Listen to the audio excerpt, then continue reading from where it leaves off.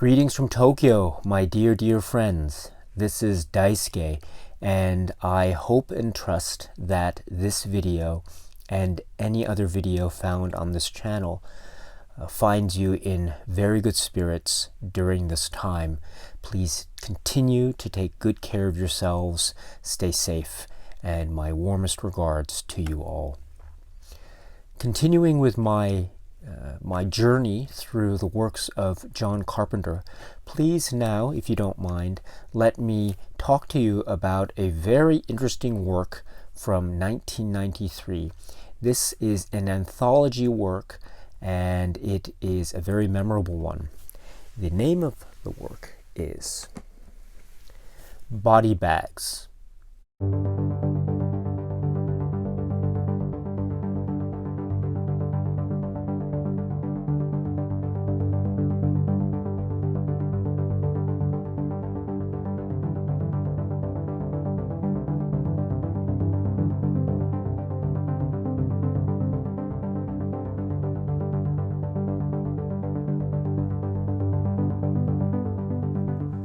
With a script credited to Billy Brown and Dan Angel, and with director of photography Gary Kibbe, and with music credited to John Carpenter and Jim Lang, and with 3 segments featuring a whole cast of characters, and a very interesting cast, including, for example, Robert Carradine and Stacy Keach and Mark Hamill, but also including cameo appearances from very famous figures in the world of horror and in the world of cinema.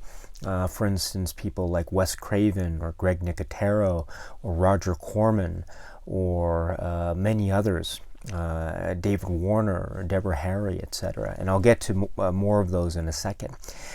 This is the anthology work Body Bags, which was an anthology film that was, according to the supplements that are found on this particular Scream Factory Blu-ray, this was a project that was a project proposed to Sandy King and John Carpenter, and they accepted, and it was a project that was to be made through Showtime, which the Showtime being the at the time the cable network in North America. And this was to be something that you'd have 3 segments, the first being called The Gas Station, the second being called Hair, and the third being called Eye. So the first 2, Gas Station and Hair, would be directed by John Carpenter, and then the third, Eye, would be directed by the great legendary director Tobe Hooper. And then you'd have a sort of wraparound story to link all these anthology stories together, which is credited as being referred to as the Morgue story. And this story actually features John Carpenter himself. And so this is a quite a unique and entertaining horror anthology film, which on the one hand is a kind of made-for-TV movie with these 3 segments.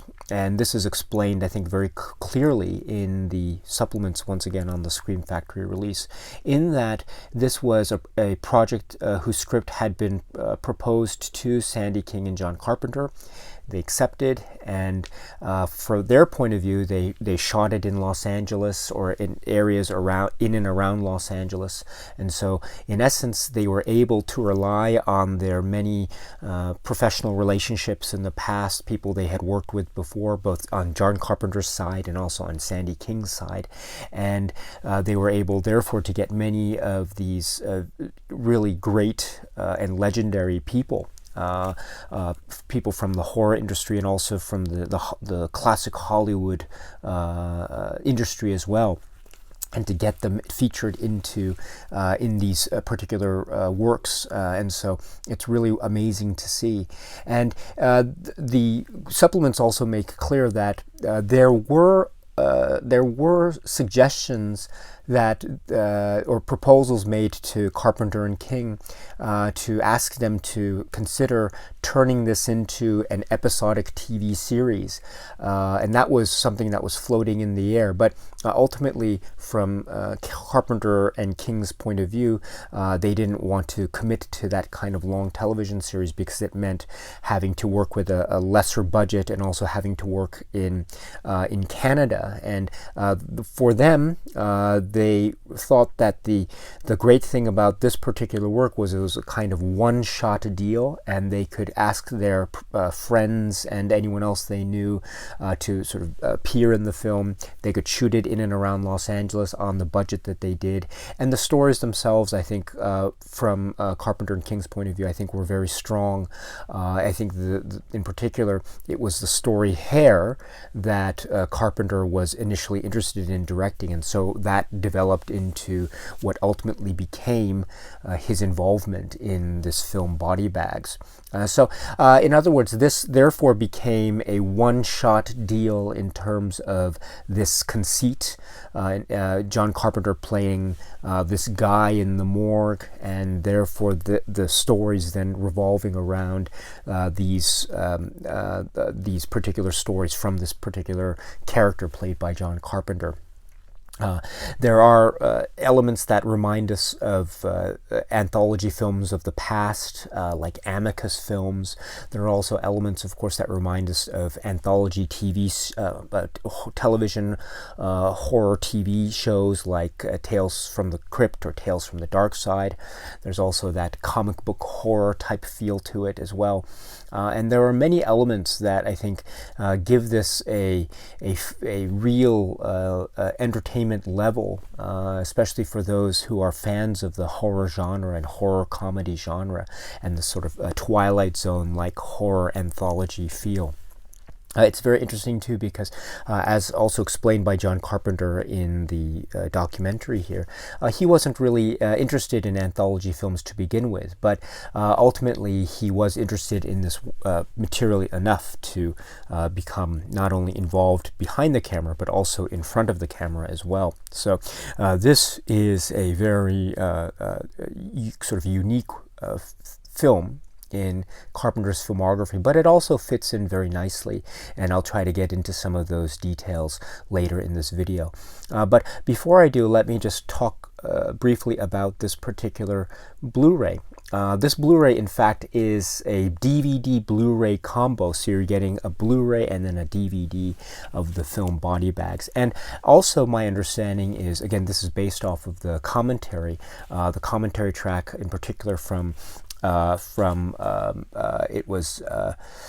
commentary track from Sandy King and Justin Beam for I. In that commentary track, they describe how this particular release is the uncut version because apparently there were certain edits or trims that were made to the film for purposes of showing on television.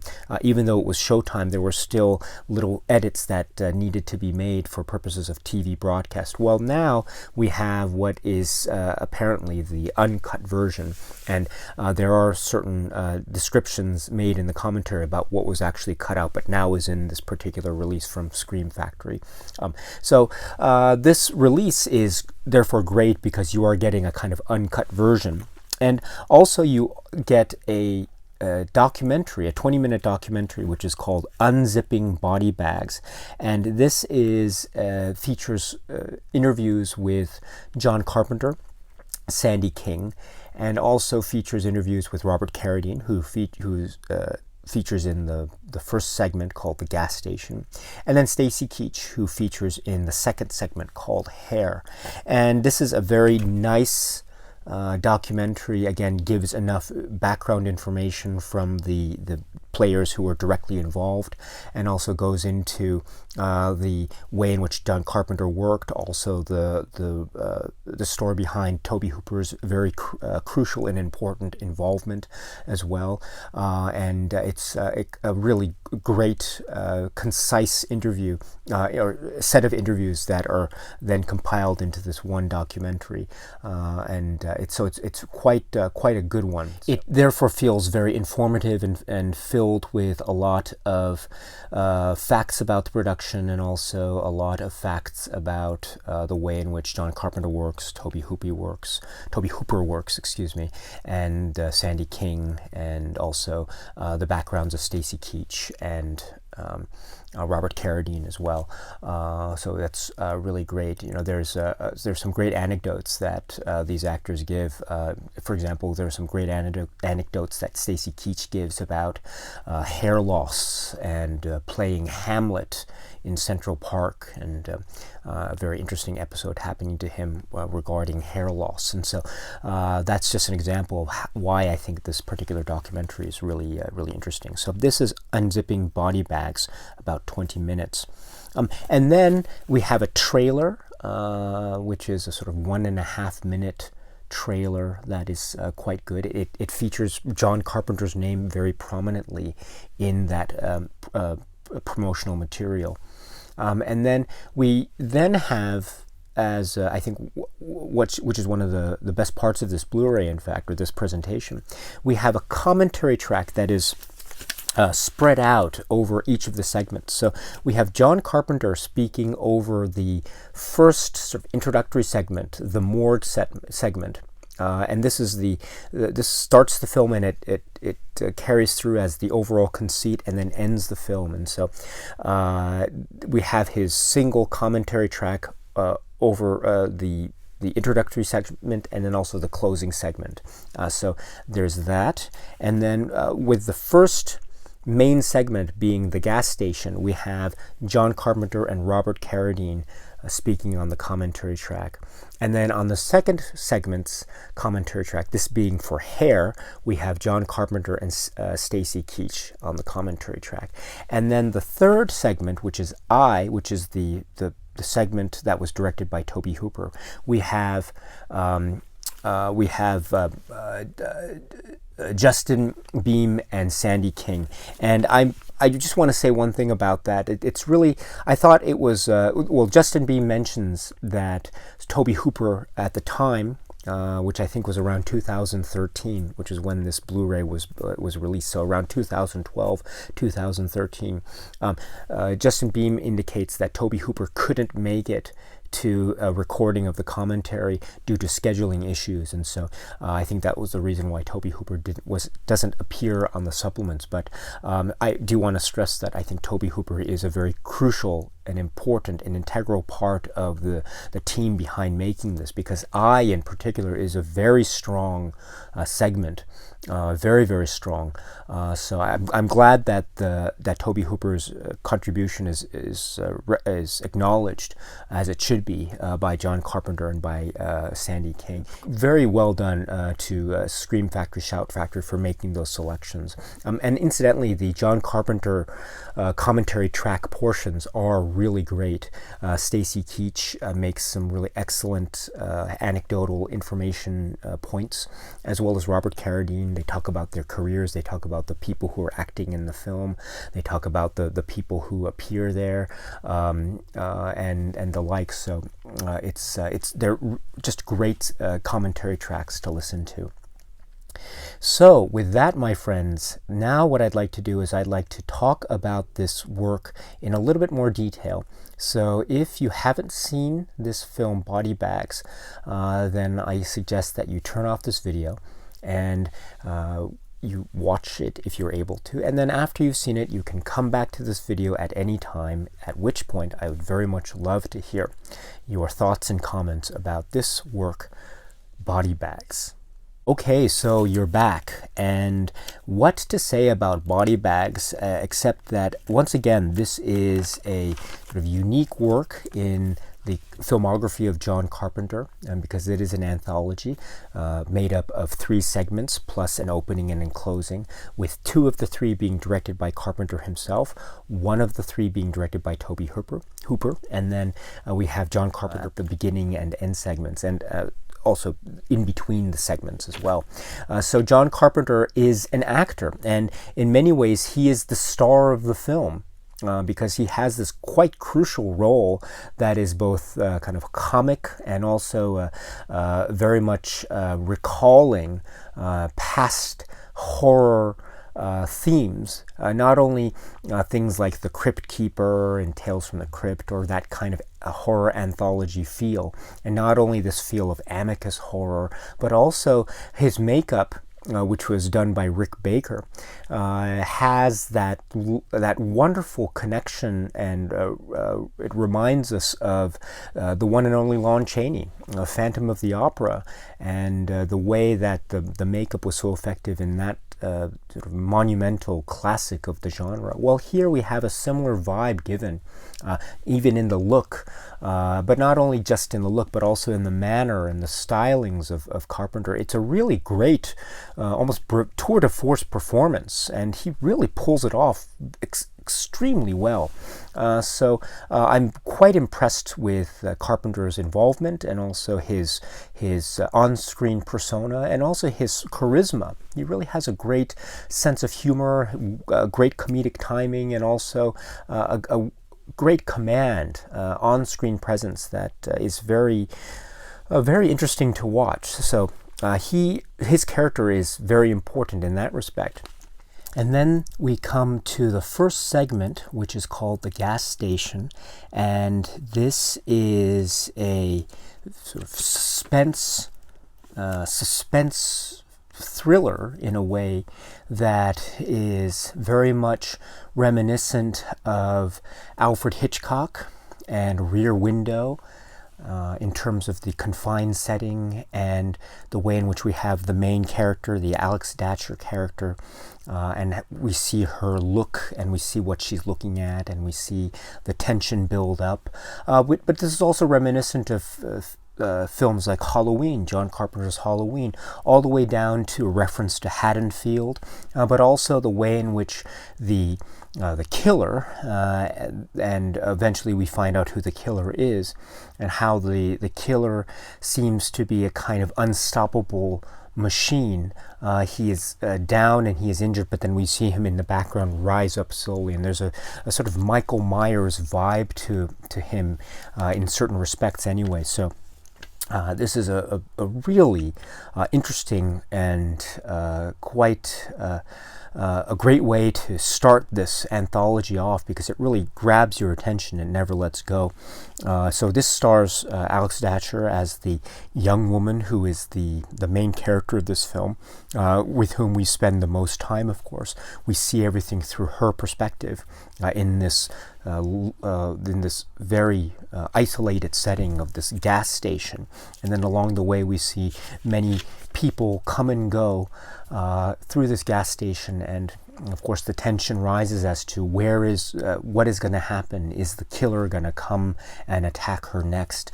If so, who is the killer, etc.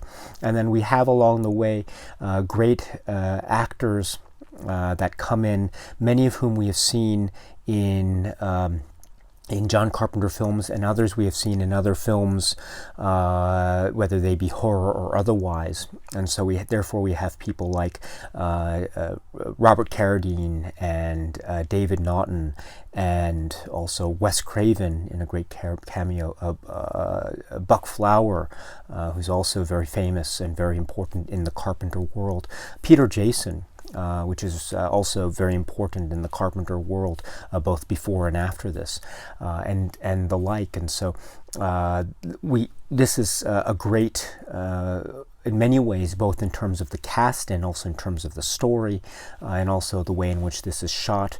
Again, directed by Carpenter. So this feels like something that fits very snugly and nicely into the world of Carpenter and the world that he has painted thus far and will continue to do so after this film. So this is great. This is The Gas Station. There are some really wonderful moments, very memorable moments in this. the way in which the killer tries to break through the glass with the sledgehammer. And according to the commentary, that was real safety glass. It wasn't a sugar glass. It was real glass. And so that's why the sledgehammer took a few swings of the hammer in order to really break that down. So that was really impressive. Also, what's impressive is I love the way in which the characters sort of emerge in and out, and there's a little bit of unease. Kudos in particular to Wes Craven. He really performs very, very well. There's a kind of an uneasy, slight, charming, sinister quality to his very small role. So I'm very happy to see that. There's also a wonderful performance by Alex Zatcher, and we're supposed to be rooting for her and really sympathizing with her, and she becomes her reactions are very important, and when she is afraid, that's of course supposed to register to us that indeed there's a great level of danger that's going to happen. So overall it's very effective. I should say you should listen to the commentary track of this particular segment when you can hear Robert Carradine and John Carpenter talk about some production stories, behind-the-scenes stories. In particular, there's an interesting story about Peter Jason and the car that he is driving in this particular segment. Apparently, that was his real car. It was a Cadillac, I believe. And there's also a story about that Sandy King, in another commentary track for the segment I, she's talking about Peter Jason's red Cadillac and how, according to her, it was a gift from Orson Welles. So that was a very interesting story. But that's an example of how this commentary track is really very, very helpful and informative. It also talks about that there was a particular moment in the segment where the killer, who we discover is in fact Bill. When Bill is under that press, there is a moment where he's actually being killed in a very violent and graphic manner. And apparently for TV purposes, when this was broadcast on TV, a part of that particular moment had to be edited a little bit in terms of content. Well, my understanding is that now this segment has been sort of restored, and now it's the uncut version. So you're getting a little bit more violence with respect to that particular scene anyway. This is the first segment directed by John Carpenter, called The Gas Station, which then leads into the next segment, which is called Hair. And this is with, again, another great cast. Stacy Keach is the lead, and his character has a girlfriend played by Sheena Easton, who's really marvelous in this film. She plays it both serious and comic, as does Stacy Keach. There's a kind of a serious nature to his character, but it's also played, I think, on purpose for laughs, and there are a lot of genuine laughs in this film. I think due primarily to how well Stacy Keach plays it. There's a particular moment in the middle of the film, or the middle of the segment, when we realize that his hair transplant has been in fact a success, at least when he first unveils the bandages and reveals the results of the transplant. At first anyway, he thinks it's a big success, and so you just see him in one long take of the camera talking to himself in the mirror. So there's a sort of progression of states of emotional acceptance, if you will, and there's a really nice sense of an actor's journey in one particular moment, and Stacy Keach does this so well. That's, I think, one of the best moments in the whole film is that moment with Stacy Keach in the mirror, discovering that he finally has this long, almost lion's mane of hair. But of course, we know that as the film or the particular segment ends, it's not quite what he was expecting, and it actually becomes a very horrifying result indeed. But going back to the cast, we have, of course, Stacy Keach, who's in this. Sheena Easton is in this. David Warner as the doctor, who's in this, and the nurse, his nurse, Deborah Harry, is in this, and there's there's a moment where even Greg Nicotero, in a very, very brief moment, with his long flowing hair, and even his dog with his long flowing hair as well, are featured. So this is another example of how Body Bags is filled with a lot of great characters or great people that are sort of staples of the horror industry, but also we get these actors like Stacy Keach and also Sheena Easton, who are actors and or performers, and so Deborah Harry, of course, and so it's wonderful to see this really excellent cast assembled for this very sort of funny horror Twilight Zone-like segment, with great special effects too. We should point out that the alien worm effects were done by Jim Danforth, according to the supplements here, and so these were traditional stop motion animation, Ray Harryhausen type of animation. These little worms. Very effective stuff. I mean, they're featured. They're featured just enough. They are not overly featured, so it's not like we get we get too much of the monster, but we get just enough to really get a sense of how kind of gross they are. And it is kind of a gross alien invasion story. And of course, we've seen alien invasion stories in the past in Carpenter's works with respect to other films like The Thing or They Live, etc. So it feels, again, like another work that this is, of course, directed by Carpenter. So this feels like something that feels very snugly, fits nicely in the context of Carpenter's overall body of work. And we have seen, of course, Carpenter deal with both horror and humor, and here we have both of them in very sort of large servings, if you will, and it's really quite wonderful and a very, very satisfying, quirky story that fits very well as the middle segment of this overall horror anthology. So this is the John Carpenter directed segment called Hair. And then we have the third and final full segment, which is the Tobe Hooper directed segment. This is called I, and this is a dark one. This is one that goes into really dark and sort of gloomy and disturbing places, starring Mark Hamill as the main character, and also starring Twiggy, which is also great to see these two actors in this anthology horror film is really quite interesting, and they both provide really great performances.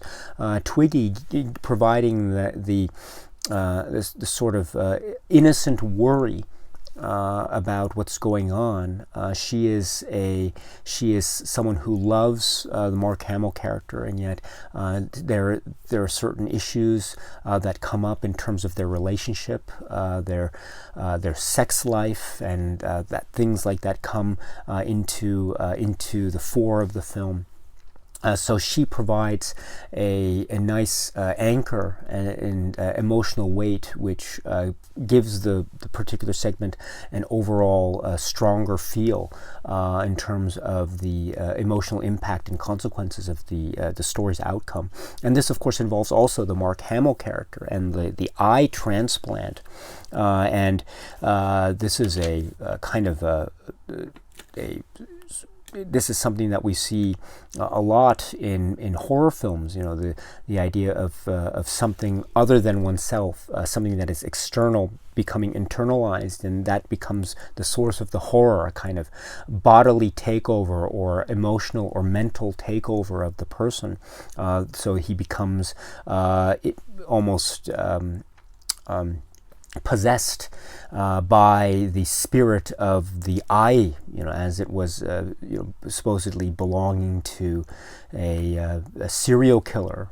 So that kind of story then brings with it these very disturbing things about what in essence it can be seen to be a possession story, but it also brings in very disturbing images of death and also very disturbing images of emotional disturbance. And this is all brought very clearly and with great force and effect by Mark Hamill. And Mark Hamill gives a really almost tour de force performance here, because he is just going all for it.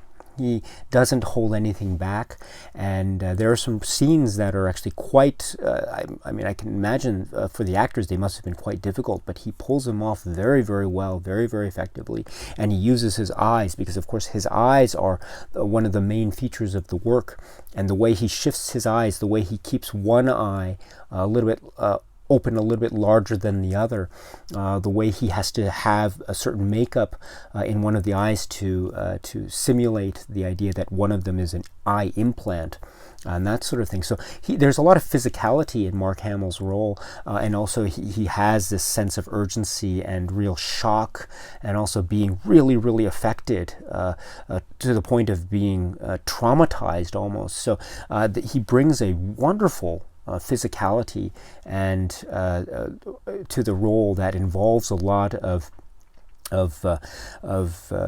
almost panic-driven scenes, and he really delivers very, very effectively.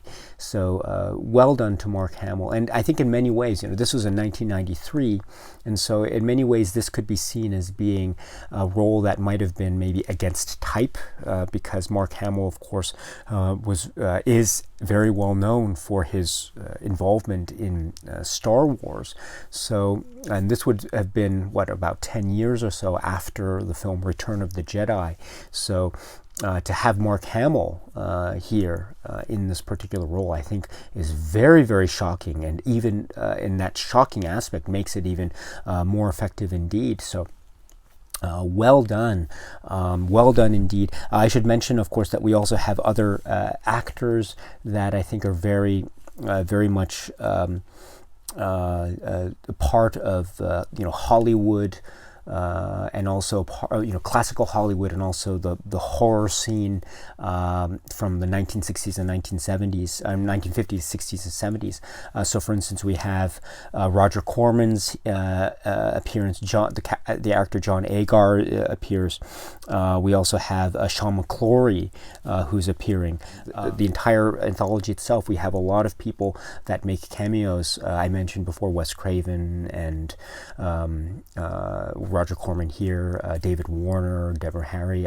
Also Sam Raimi. I forgot to mention Sam Raimi. He also features in the first segment as well. So the third segment, I think, is no exception to that. So this is also another treat for horror film fans and cinema fans in general when watching this anthology, Body Bags.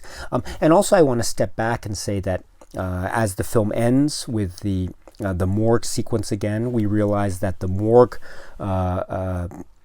opening and closing segments are in fact their own little story, because we realize that the John Carpenter character is in fact not even alive, and so that's another twist to a film that is filled with segments that have slight twists to them.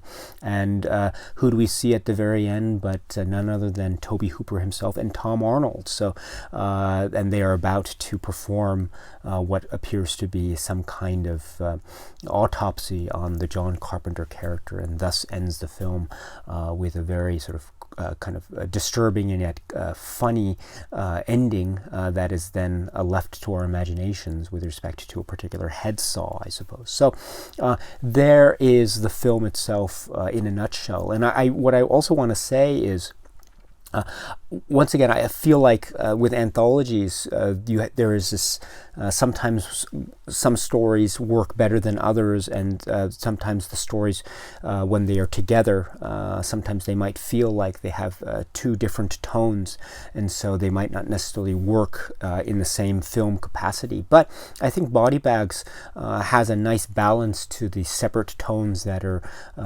exhibited in each of the films. So once again, the John Carpenter directed gas station segment has a nice direct suspense-driven edge to it. Then the middle segment, also John Carpenter directed, called Hair, has a horror comedy Twilight Zone segment, a feel to it.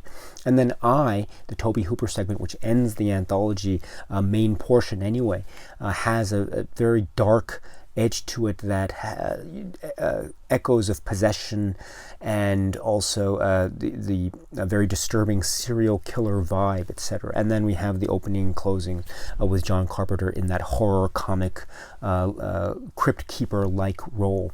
I think overall it has a great effect, and it is a work that is in many respects very much consistent with John Carpenter's filmography, because we also have, as I tried to mention in this video, ways in which the film seems to borrow or seems to rely upon classical Hollywood actors, or also classical Hollywood traditions and styles, a reliance on Hitchcock, for example, or reliance on the Twilight Zone, or reliance on Ray Harryhausen type of special effects horror, that sort of thing. And even with the Tobe Hooper directed segment, we do get a certain edge and almost darkness with that film, or that particular segment, that I think would also, I think many people would say, is very consistent with Tobe Hooper's own directorial style and the films that he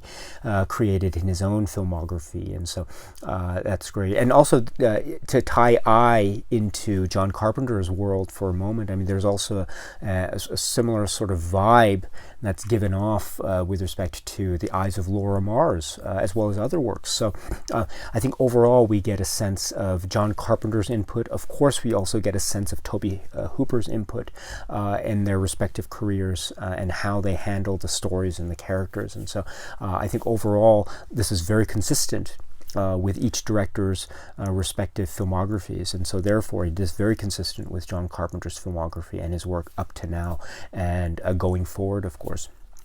So this is I think a very good work. John Carpenter himself, in the documentary that's featured on this Blu-ray, as I mentioned, he acknowledges that he's not a big fan of anthology works, and so that probably explains why this is in many ways a kind of one-off in his career. But we will see John Carpenter work with this TV medium again. And we will see how that plays out in his work in The Masters of Horror, in a separate video, of course. But I think for now, I think we can still see that this is a film that is both horrific and funny in terms of its subject matter and its comic tones. It has great in-jokes, Hollywood in-jokes, and it has great cameos that keep a viewer on his or her toes, so to speak. And I think there is a lot of room for sort of horror and chills and shocks as well, which all add up to one great form of entertainment, which comes down also to the great performance by John Carpenter himself. And it's wonderful to see him in front of the camera like this. Of course, we've seen John Carpenter act in very, very small roles in many of his films, or we see him or we hear his voice in sort of cameo, almost Alfred Hitchcock-like cameos in his own films. But here, I think for the first time, we see a real extended presence, on-camera presence by John Carpenter in this performance, and it is really great. It's one of the best parts of the film, in fact. And so I think for that reason alone, if anyone is a John Carpenter fan, it's certainly worth a look, that's for sure. So this is the anthology work, Body Bags. And so my friends, have you seen this? If so, what do you think? I'd love to hear your thoughts and comments about this in the comments section below. But in the meantime, let me leave it at that, and let me say in conclusion that I hope you are well, and until we meet again, please be happy and healthy, and please take good care of yourselves, and please continue to watch a lot of great, great movies. My friends, thank you once again for your time, and cheers.